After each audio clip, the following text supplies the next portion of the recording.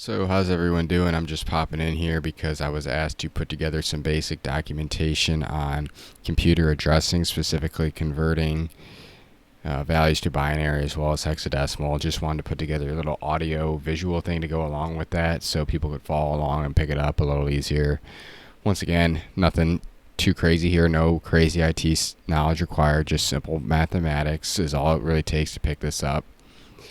As you can see in this PDF, I've already took and converted a hypothetical IP address all the way down to binary. I'm just going to go ahead and show you how I did that. It's a little easier for me to do the problem and explain it as opposed to do it and explain it. So as you can see in our IP address here, it's broken up into 4 sections referred to as octets. Each octet can only have a numeric value of 255 at max. Anything above that is not valid.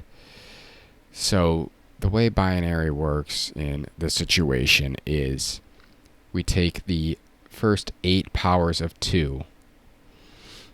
That takes us up all the way to 128. If we were to take the 9th power of 2, we'd get 256, which is higher than what we want. And in a simple broken down way, anything that's on is represented with a 1. Anything that's off is represented with a 0. So as you can see, if we were to take 8 plus 4, we'd get 12. So that is how this series of digits here, binary, is converted to that. Now, how do you take 12 and get this without just saying, oh, 8 plus 4 equals 12? Well, what you do is take 12, ask yourself, can I subtract that from 128? Obviously the answer is no, so we turn that value off with a 0.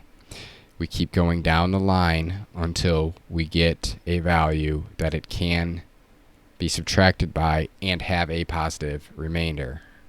Obviously you could subtract it by 12, but it'd be negative. It has to be 0 or above. So we then take 12 minus 8 and we put 4. I put 4 down here because that's my new number. There's a remainder of 4. So I turn that on with a 1. I now have my new value of 4. And I move along. Can I take 4 minus 4 and have 0 or above? Yep. Turn it on with a 1 and now it's 0. Once it gets to 0, you can just put everything else as a 0. So basically that is how 12 gets us this value. Now if we keep going, we can do the rest to all of these octets and have a big long series of zeros and ones that represents this. So let's just run through that really quick. So you can see our second octet here is 254. Number's a little bigger. We can take it and minus it by 128. This is our new number. We keep doing that, and as long as that value is positive, we mark it with 1s. We note our remainder. And finally, we do get to 0, and then we mark the rest with a 0. So 254 in binary converts to that. Let's try our next one here, 234. Same thing, we're just taking it and subtracting it from here. If it works, we turn it on with a 1. If it doesn't work, we put a 0. So, for example, here, we get a remainder of 10. We start using that as our value. Can we do 10 minus 16 and be 0 or above? Nope. So we mark that with a 0, turn it off. Can we do 8 minus 10? Yep, we get 2, and we keep going.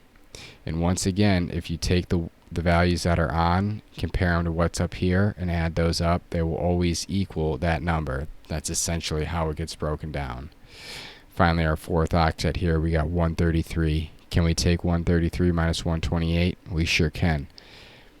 Gives us a remainder of 5. That's our new value we're using for comparing. Finally, we get down here to 4. We turn that on, and we have a remainder of 1. We use that to compare.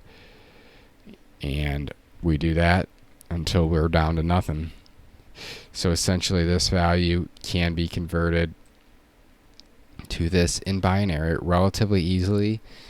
And when I have to do it hand and paper, I simply write out my 8 powers of 2 and just start subtracting and comparing and turning values on and off. And it's not too hard. Hopefully that clears some stuff up.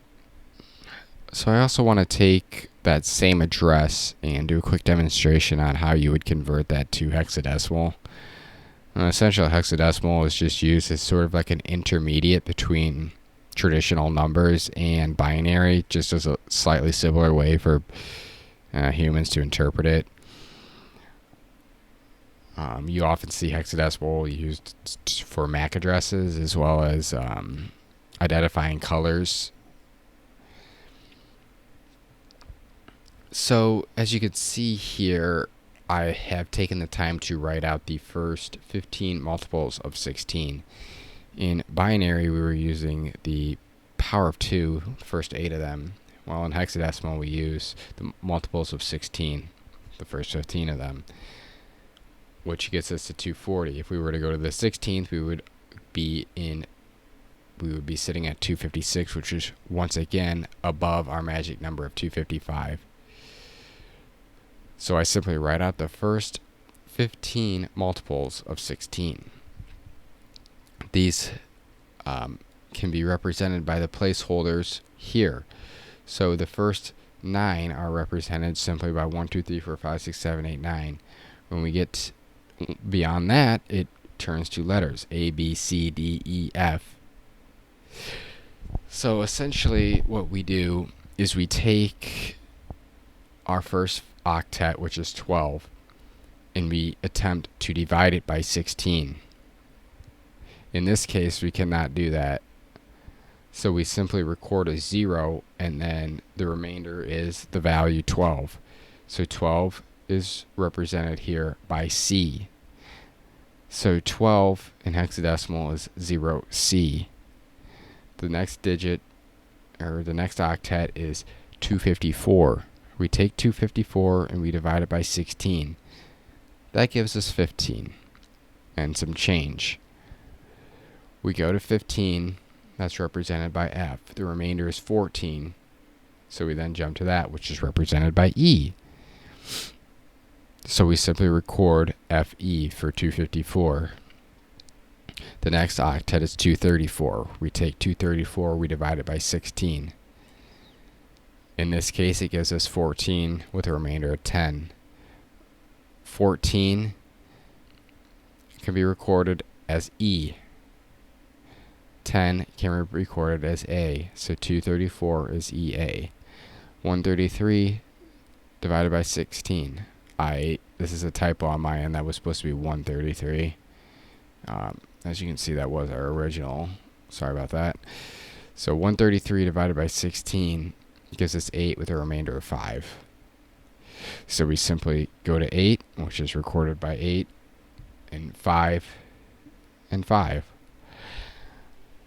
If you were to get a number without a remainder, you would simply use 0. So once again, hopefully that makes some sense and clears up the documentation a little further. If not, meh, oh well, I'm sorry. But if you ever need to use this as a resource, feel free to come back to it and do so. Thank you.